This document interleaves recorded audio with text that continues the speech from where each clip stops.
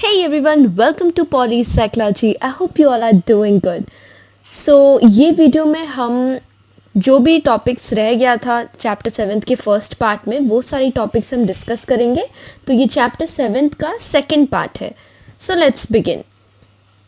तो मैं आपको बता दूं कि जब एक ग्रुप का सेटिंग होता है, ग्रुप सेटिंग होता है, मेंबर्स ग्रुप के अंदर में होते हैं, तो वहाँ पर दो टाइप का सीन्स हो सकता है. First cooperation among the members या फिर second competition among the members. तो कोऑपरेशन का मतलब क्या है? कोऑपरेशन सुनते ही पता चल रहा है कि जब ग्रुप मेंबर्स साथ में मिलकर काम करते हैं एक गोल को अचीव करने के लिए, या उनका कोई एक मकसद होता है, मोटिव होता है, उसे हासिल करने के लिए जब सारे मेंबर्स मिल के काम करते हैं, एक दूसरे की बात को समझते हैं, एक दूसरे पे इंटरडिपेंडेंट होके उस एक गोल को अचीव करने का थॉट रखते हैं अपने माइंड में, और वो चीज़ उनके एक्शन में रिफ्लेक्ट होता है, बिहेवियर में रिफ्लेक्ट होता है, उसे हम कोऑपरेशन कहते हैं. लेकिन कंपटीशन इससे अलग होता है, क्योंकि कंपटीशन में एक पर्सन खुद जीतने के लिए मेहनत करता है और उसे खुद को रिवॉर्ड पाना होता है. इसी के लिए वो अकॉर्डिंगली अपने आप को जिताने के लिए ही और जीतने के लिए, और वो उसका जो बिहेवियर है वो डिफरेंट होता है, वो ग्रुप के लिए नहीं होता, वो इंडिविजुअल बेनिफिट के लिए होता है. तो इसे समझने के लिए ड्यूच ने एक एक्सपेरिमेंट किया है, जहाँ पर कि उन्होंने कुछ कॉलेज स्टूडेंट्स को लेके उन पे ये एक्सपेरिमेंट किया है. कॉलेज स्टूडेंट्स को लेके वो ईच ग्रुप में 5 लोगों को ऐड करके उन्होंने कुछ ग्रुप्स बनाया, और फिर उन्हें कहा कि आपको कुछ प्रॉब्लम्स और कुछ पजल्स सॉल्व करने हैं. तो बहुत सारे ग्रुप्स थे और ईच ग्रुप में 5 लोग थे कॉलेज स्टूडेंट्स के. तो कुछ ग्रुप्स को बोला गया कि आपका जो रिवॉर्ड है वो कलेक्टिव होगा, और कुछ को बोला गया कि इंडिविजुअल एक्सीलेंस पे आपको रिवॉर्ड मिलेगा, मतलब फर्स्ट सेकंड थर्ड वैसे.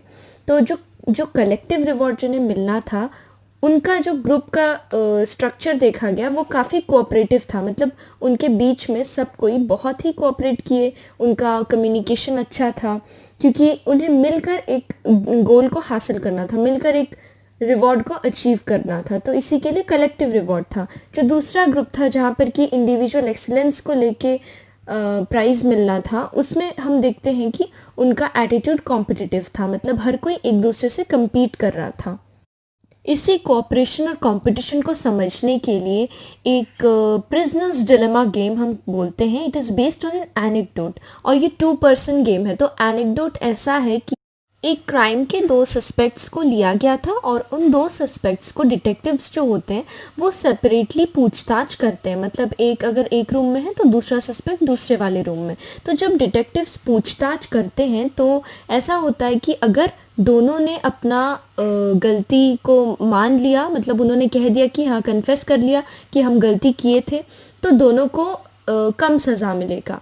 और अगर एक ने पूरा बता दिया, पूरा कन्फेस कर दिया, और दूसरे ने बिल्कुल भी नहीं बताया, एंड तक नहीं बताया, तो ऐसा होता है कि जिसने बता दिया उसका सज़ा माफ़ हो जाता है, और जो नहीं बताया उसको और डबल करके पनिशमेंट मिलता है.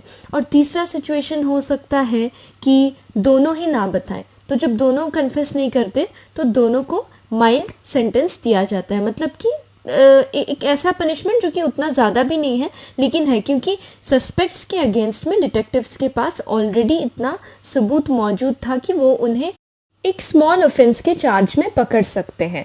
सो ऐसा था गेम. तो इसमें से हम अगर एग्जांपल लेंगे कोऑपरेशन कंपटीशन को समझने के लिए, तो आप समझ लें कि 2 प्लेयर्स हैं, ए एंड बी. तो अगर ए कोऑपरेट करेगा तो बी को भी पॉइंट्स मिलेंगे. मतलब कि सपोज एंटायर पॉइंट्स है 5 है फुल पॉइंट्स. अगर दोनों ने कोऑपरेट किया तो दोनों को 3 मिलेगा. अगर एक ने एंटायरली कंपटीशन किया, दूसरे ने नहीं किया, तो जो कंपटीशन कर रहा है उसको फुल मार्क्स मिल जाएगा, 5 पॉइंट्स मिल जाएगा, क्योंकि दूसरे ने तो ट्राई भी नहीं किया. और तीसरा सिचुएशन ऐसा हो सकता है कि दोनों ही कॉम्पीट करें, कोऑपरेट करने के बजाय कॉम्पीट करें, तो उसमें दोनों को 2 पॉइंट्स मिलेगा each. Now next comes Sherif's summer camp experiment. तो ये भी एक्सपेरिमेंट है कि कैसे एक इन ग्रुप फॉर्मेशन से लेके इंटर ग्रुप कॉम्पिटिशन और फाइनली इंटर ग्रुप कोऑपरेशन का स्टेज को रीच करता है. जब 2 ग्रुप्स के बीच में हम इंटरेक्शन देखते हैं, तो ये जो एक्सपेरिमेंट है it was done on 11 to 12 year old boys जो कि एक समर कैंप में आते हैं, और उन्हें ये नहीं पता होता है कि रिसर्चर्स उन्हें ऑब्जर्व कर रहे हैं, उनके हरकत को नोट कर रहे हैं ताकि वो लेटर स्टडी कर सकें उसे।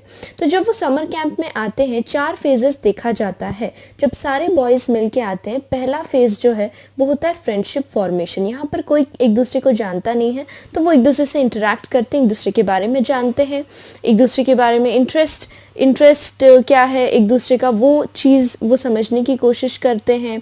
और कुछ लोग फ्रेंड्स भी बना लेते हैं एक दूसरे को, और गेम्स में और बाकी सारे एक्टिविटीज़ में वो साथ रहते हैं। ये देखा जाता है पहला फेज़ में, जिसे हम बोलते हैं फ्रेंडशिप फॉर्मेशन। सेकेंड फेज़ जो आता है वो है इन ग्रुप फॉर्मेशन। इन ग्रुप फॉर्मेशन में क्या होता है कि जो 11 और 12 ईयर ओल्ड बॉयज़ होते हैं उनको एक्सपेरिमेंटर 2 ग्रुप्स में बांट देते हैं। कुछ इस तरह जहाँ पर कि वो दोनों ग्रुप्स अलग अलग रहते हैं, एक ग्रुप अलग रह रहा है, दूसरा अलग। वो लोग ग्रुप मेंबर्स एक दूसरे के साथ रहते हैं, लेकिन दोनों ग्रुप साथ में नहीं रहते। तो ग्रुप में जब दोनों का इन ग्रुप्स बन जाता है, उस इन ग्रुप में और भी कोहेसिवनेस बढ़ाने के लिए, इंटरेक्शन बढ़ाने के लिए उन्हें कुछ कोऑपरेटिव प्रोजेक्ट्स दिया जाता है जहाँ पर कि वो साथ में मिलके काम करते हैं। और ऐसा करने पर ओवर टाइम उनका एक कोहेसिवनेस बढ़ जाता है, ग्रुप का नॉर्म बढ़ जाता है, और वो उसी के अकॉर्डिंग एक्ट करने लगते हैं। तो इसे हम इन ग्रुप फॉर्मेशन कहते हैं। तीसरा फेज है inter group competition. Inter group competition में दोनों ग्रुप्स को साथ में लाया जाता है और साथ में ला के उन्हें कॉम्पिटिटिव सिचुएशन में डाला जाता है, जहाँ पर वो एक दूसरे के साथ compete करते हैं।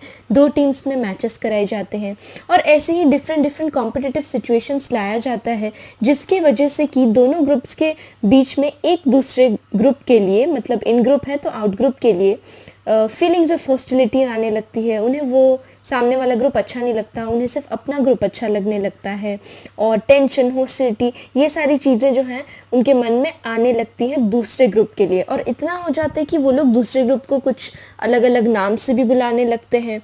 और इसी वजह से, क्योंकि वो लोग दूसरे ग्रुप को रॉन्ग समझते हैं, इनकरेक्ट समझते हैं, या दूसरे ग्रुप को कुछ अलग ही समझते हैं, they don't like them, they like their own group, इसी वजह से धीरे धीरे अपने ग्रुप का जो लॉयल्टी है, अपने ग्रुप का कोहेसिवनेस है, वो बढ़ते जाता है। So this is inter group competition. यहाँ पे सीधी तौर पर कॉम्पिटिशन होता है दोनों ग्रुप्स के बीच में, और माहौल भी थोड़ा उतना अच्छा नहीं चलता, मतलब एक दूसरे को नाम से बुलाने लगते हैं, कुछ कुछ अजीब अजीब नाम्स दे देते हैं एक दूसरे को।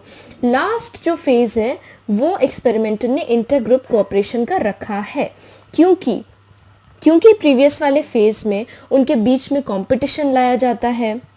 ऐसे सिचुएशंस क्रिएट किए जाते हैं जहाँ पर कि 2 ग्रुप्स एक दूसरे से कॉम्पीट करेंगे, तो दोनों के बीच में जो है एक फीलिंग्स ऑफ हॉस्टिलिटी होने लगती है, टेंशन होने लगती है। तो इस चीज़ को दूर करने के लिए एक्सपेरिमेंटर इंटरग्रुप कोऑपरेशन को इनिशिएट करते हैं। और ये कैसे करते हैं? Experimenter introduces super ordinate goals को तैयार करके वो दोनों के जो भी 2 ग्रुप्स थे उनके बीच में वापस से मेल मिलाप लाते हैं। तो ये सुपर ऑर्डिनेट गोल क्या है? ये एक ऐसा गोल होता है जो कि it can only be achieved through cooperation between the groups. मतलब जब दोनों ग्रुप्स मिल के काम करेंगे तभी आप उस गोल को अचीव कर सकते हो। मतलब इन शॉर्ट कि दोनों के लिए सेम ही गोल दिया जाता है, दोनों ग्रुप्स को साथ में मिलकर काम करना होता है। तो इस एक्सपेरिमेंट में हम देखते हैं कि एक्सपेरिमेंटर दोनों ग्रुप्स के वाटर सप्लाई को बंद कर देते हैं।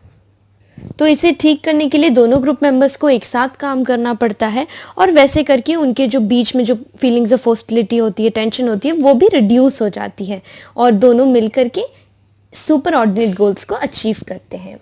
Next is determinants of cooperation and competition.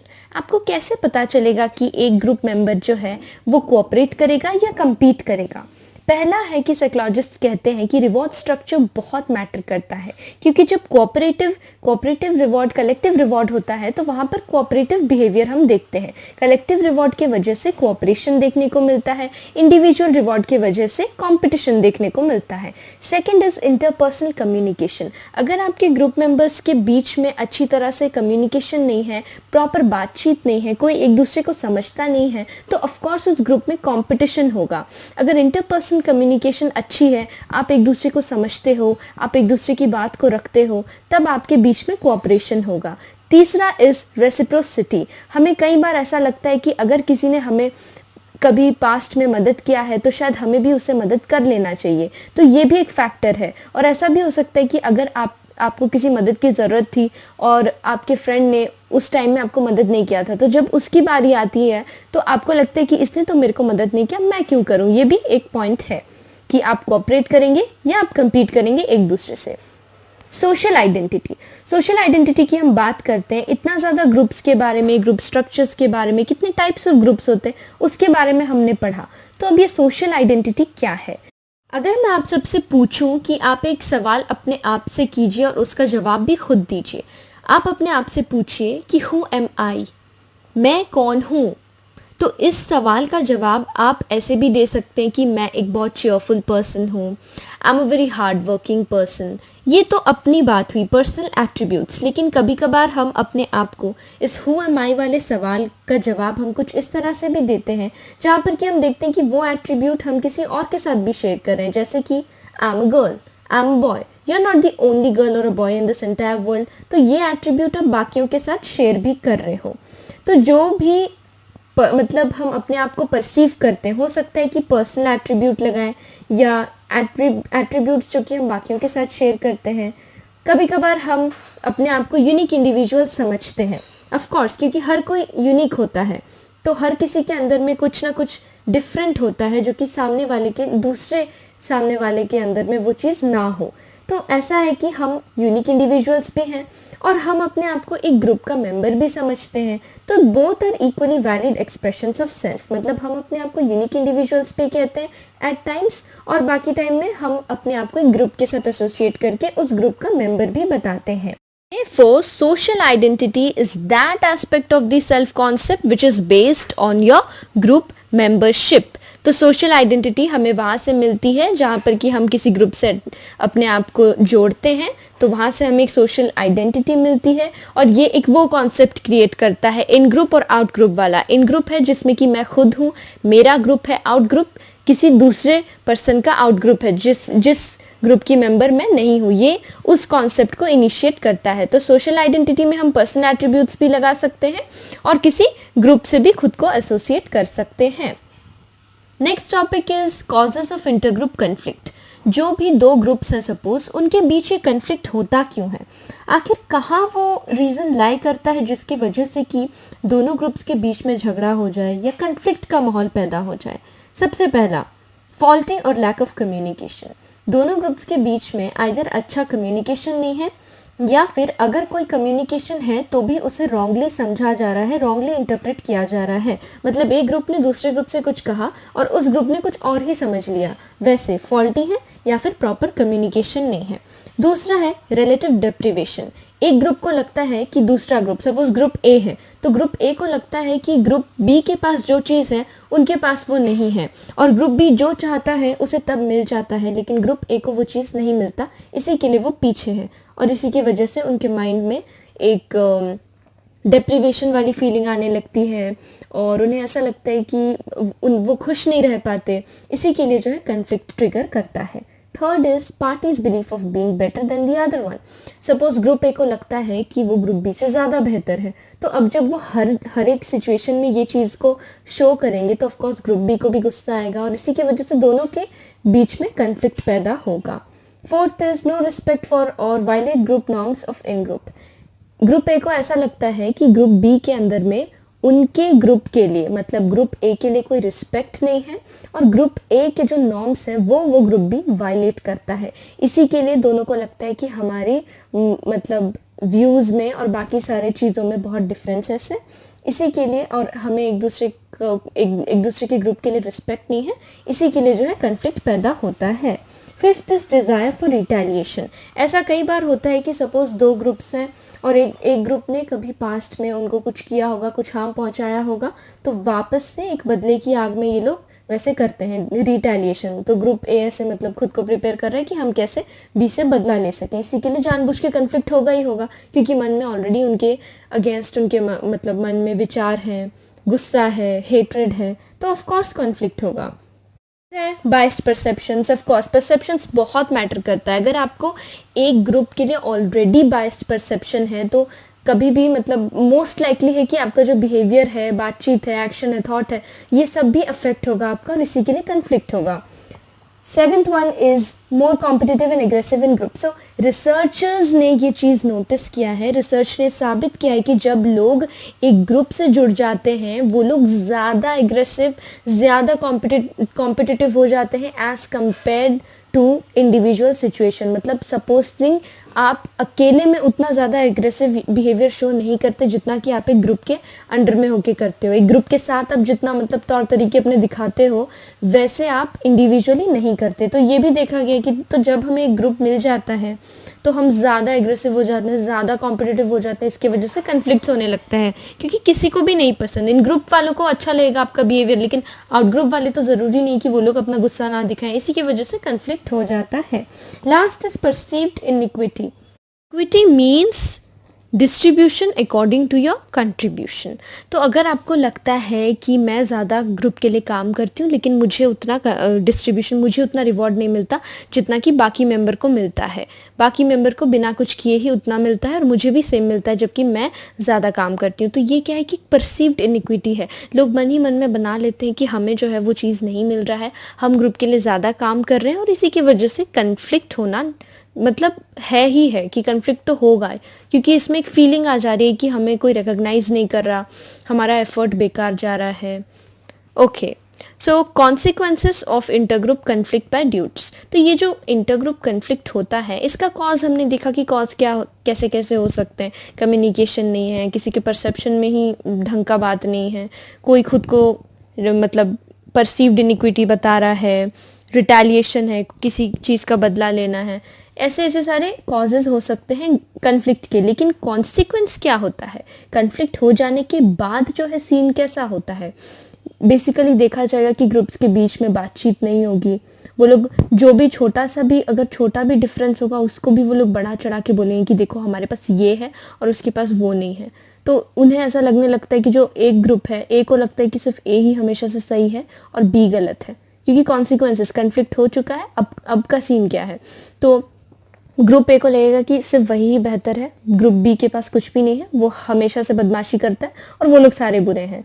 तीसरा है कि जो भी पावर है, लेजिटिमेसी है, वो लोग अब उससे और भी ज़्यादा दिखाने लगते हैं। तो इससे क्या है कि दोनों ग्रुप्स के बीच में एक फीलिंग्स ऑफ हॉस्टिलिटी आ जाती है, एक दूसरे के लिए मतलब हेट्रेड काइंड ऑफ फील करने लगते हैं क्योंकि हर कोई अपना पावर का प्रदर्शन कर रहा है।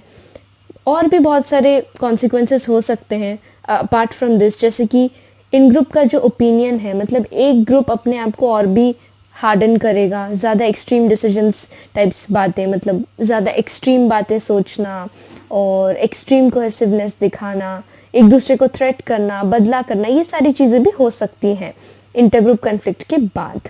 Last topic is conflict resolution strategies. Conflict resolution strategies का मतलब अगर आपके बीच कन्फ्लिक्ट हो गया तो आप उसे कैसे रिजॉल्व करोगे।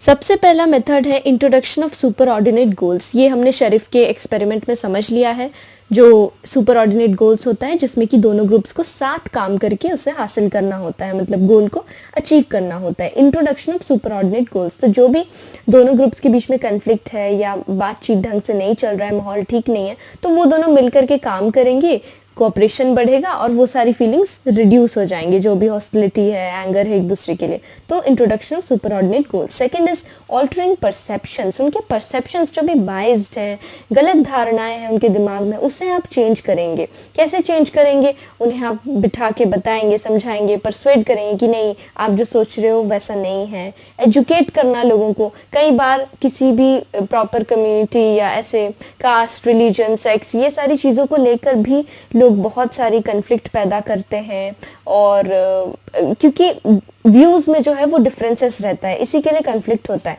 तो इसे हटाने के लिए हमें एजुकेट करना पड़ेगा लोगों को। मीडिया का रोल बहुत बहुत ही ज़्यादा इम्पॉर्टेंट है, मीडिया अपील। तीसरा है इंटरग्रुप कॉन्टैक्ट को इंक्रीज करना। दो ग्रुप्स जिनके मतलब रिलेशन अच्छे नहीं जा रहे हैं, उनका इंटरग्रुप कांटेक्ट आप इंक्रीज करो। कैसे करोगे, कम्युनिटी प्रोजेक्ट्स, मतलब जहाँ पर लोग साथ में मिलकर काम करते हैं, इवेंट कराना, ये सारी चीज़ें करके हम इंक्रीज कर सकते हैं intergroup contact. Fourth is redrawing group boundaries. तो जो ग्रुप अपने आप को एक ग्रुप समझता है, दूसरे को दूसरा ग्रुप समझता है, उनके बाउंड्रीज को हमें रीड्रॉ करना है, मतलब कुछ ऐसा कर देना है जिससे कि वो दोनों ग्रुप्स आपस में एक ही ग्रुप बन के आ जाएं और एक ही ग्रुप बन के एक गोल के पीछे हर कोई मिलके काम करे। वैसे फिफ्थ इज नेगोशिएशंस। नेगोशिएशंस का मतलब है कि कैसे दोनों पार्टीज मिलके एक म्यूचुअल एग्रीमेंट करेंगे जिसमें दोनों सहमत होंगे और दोनों के लिए वो कहीं ना कहीं हद तक फायदेमंद होगा। वैसे तो ये क्या होता है कि ये आइदर वो लोग एक दूसरे से डिस्कस करते हैं, म्यूचुअली एग्रीमेंट करते हैं, जो कि म्यूचुअली सहमत होते हैं वो लोग दोनों पार्टीज, या फिर ऐसे भी हो सकता है कि थर्ड पार्टी इंटरवेंशन होता है। अब ये थर्ड पार्टी इंटरवेंशन क्या है, यहाँ पर मीडिएशन भी हो सकता है या फिर आर्बिट्रेशन भी हो सकता है। मीडिएशन में कोई थर्ड पार्टी आपको आकर के समझाते हैं, दोनों ग्रुप्स को समझाते हैं और जो रीजनेबल, जो लॉजिकल टॉपिक है वही सामने लाके उन्हें बोलते हैं कि ये देखो आप मतलब हद से ज्यादा इमोशनल होकर ये फाइट कर रहे हो, या फिर ऐसी बातें उन्हें बोलते हैं और उन्हें एक रैशनल थिंकिंग सोचने पर मजबूर करते हैं। थर्ड पार्टी इंटरवेंशन मतलब सपोज दो ग्रुप्स में फाइट हो रखी है, थर्ड पार्टी आके आपको समझाए कि नहीं आप लोग बेकार ही लड़ रहे हो, ये टॉपिक ही बेसलेस है, तो उसमें क्या है कि एक नेगोशिएशन हो जाएगा, कुछ एग्रीमेंट साइन कर लिए, कन्फ्लिक्ट खत्म। और है कि आर्बिट्रेशन।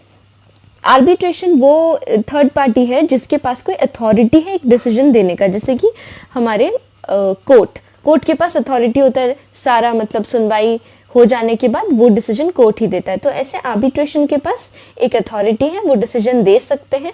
ऐसा नहीं कि आपको पूछेंगे कि क्या है क्या नहीं, दोनों पार्टीज का पूछेंगे और डिसीजन वो उनका खुद का होगा।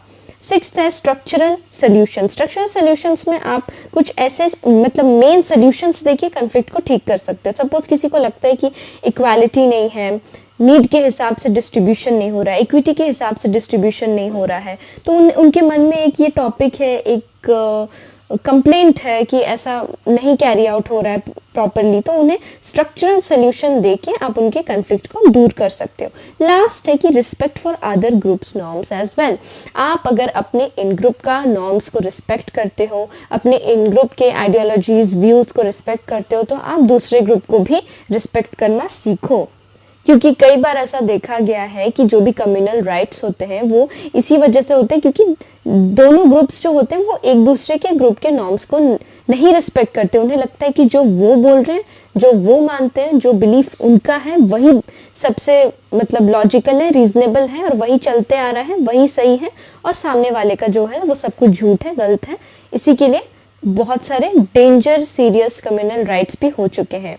तो इस सारे स्ट्रैटेजीज का यूज करके हम कॉन्फ्लिक्ट को दूर कर सकते हैं। That's all for this chapter. I hope you all like the video.